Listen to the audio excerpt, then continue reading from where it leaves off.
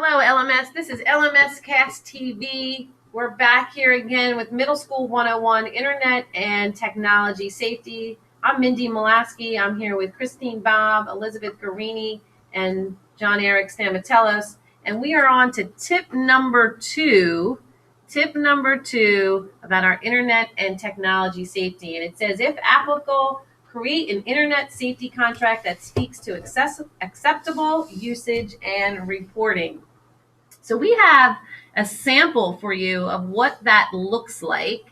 And here is our family media agreement. This is what Common Sense recommends for us. And I like the name Common Sense Media because it really, all these things, when you start reading them, they really are about common sense. But the first thing on here says, I will stay safe. I will not create accounts or give out any private information, such as my full name, date of birth, address, phone number, or photos without my family's permission. Why is that important? Yeah, one of the things that we stress in seventh grade and we review again in eighth grade technology are how to be properly online, right? Your digital citizenship, right? So we talk about digital etiquette, how to surf the internet properly. We talk about online safety, figuring out, is this website safe? Different type of information privacy and how your username and passwords can reveal things that maybe you don't want the whole world to know. That something as simple as a screen name is not something that you want to have personal information in. So it's just an online world, whether they're here on their computers, on their phones, and it's just something that that we really need to be aware of, and it's just going to have more coming at them. The new, bigger, better, faster, newer apps are going to come out that they need to understand if it's safe or not. Right. It's interesting when I go to the store and they always ask you for your email address, and I'm standing there, and my email address usually for my work contains my name, obviously, my first initial and my last name, and I'm like, the whole world, everybody in this store can hear what my email address. So I'm always thinking, and then I laugh when I hear people say, it's like Sunshine 1016 or something, that's out there. So I'm always wondering, what would be the appropriate thing? But as I read this, I'm even thinking I need to have that backup email that doesn't kind of say who I am to the entire store when they're asking me for an email. Absolutely. So number 2 says, I will not share my passwords with anyone other than my family. I will ask my family to help me with privacy settings if I want to set up devices, accounts, or profiles.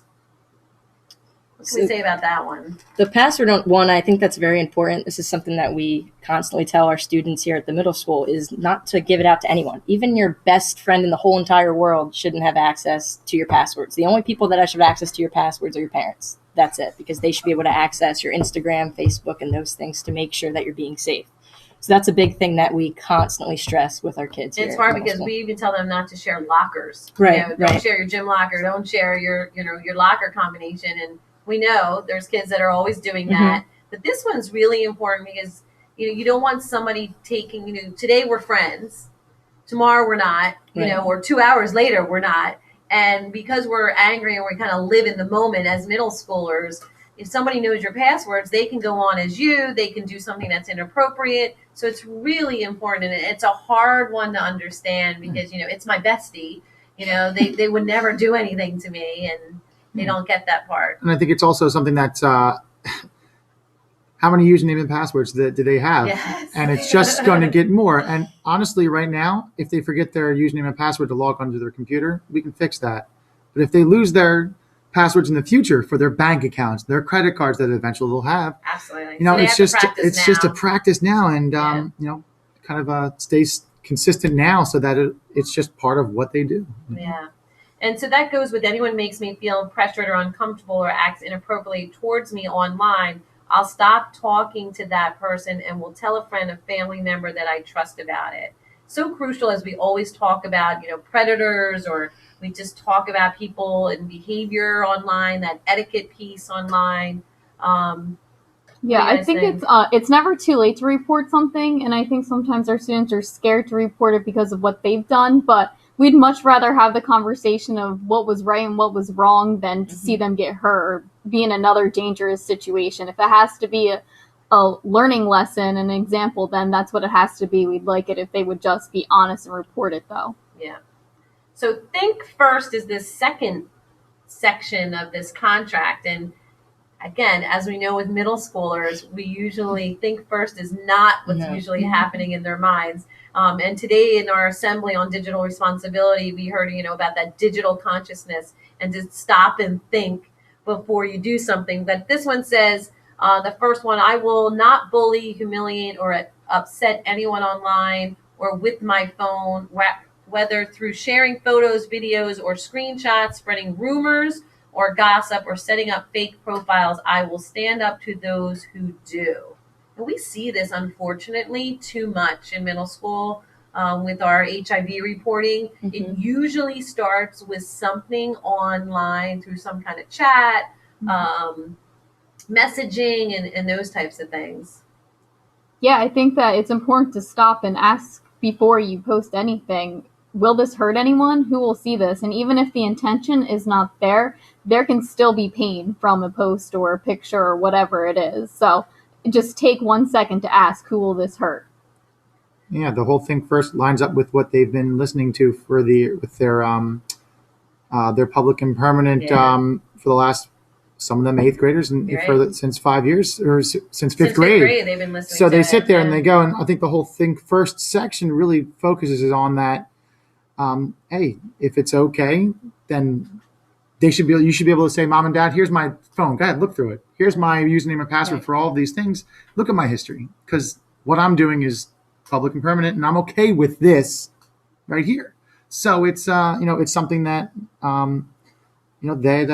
that thinking first is sometimes an impulse that we don't have. It's hard also to think about the future. Right. We talked today in the assembly about college and jobs, and that people can anytime Google you and look you up, and that stays there. And it's really good. You look at this second one, it talks about, I will not post anything online that could harm my reputation. And it's hard for a middle schooler to kind of like take that step back. So we just have to keep reminding them, and that's why this contract it's just a good reminder, even though they hear it over and over and over again. As you said, Mr. Stamatellis, we've had that public and permanent assembly since 5th grade, and they've heard some of the same things over and over again, but kids are still doing things that could hurt their reputation and just could hurt other people, that are just not nice sometimes, because they're caught up in the moment and they feel that they have to kind of compete or be in that status, to keep the status up. So they have to always be in the know, always be on. And that can be very stressful at times, and that's where the addiction comes in, I think. One of the little videos we do in technology class is online conflict resolution. It's a whole new thing where you can't just sit there and make a decision right away and respond. You have to stop and then kind of like take a breath. Yep. Figure it out. And then if the next step is talking to your parents, that's fine. And then the last thing on this one about think first, it says, whenever I use, reference, or share someone else's creative work online, I will give proper credit to the author or artist. And we haven't really, really touched that much on the plagiarism aspect. I mean, we've done a lot about presentations and giving credit, and you could see at the beginning of this program, we talked about giving credit to Common Sense Media. That's where this contract came from. We talked about High Impact and giving them credit for these tips. So that's important that you recognize and give people, even if you're just taking a picture or photo that you're using from someone, you are supposed to say where this is from. Right in the corner of your picture, it says Life Touch. That's our picture company. And so they're getting credit. You might not be able to see it that great, but it's there. Those are photos that we did not take. But I don't think kids understand that. And it can cost thousands, if not more, to somebody. I think too, there's a lot of trouble that they could get into if they accidentally plagiarize. So if they have to think, should I be citing this? Then the answer is yes. Better safe than sorry with that. All right, we're almost at our time limit here, so we will be back with tip number 3. Stay tuned. Sorry. That's it.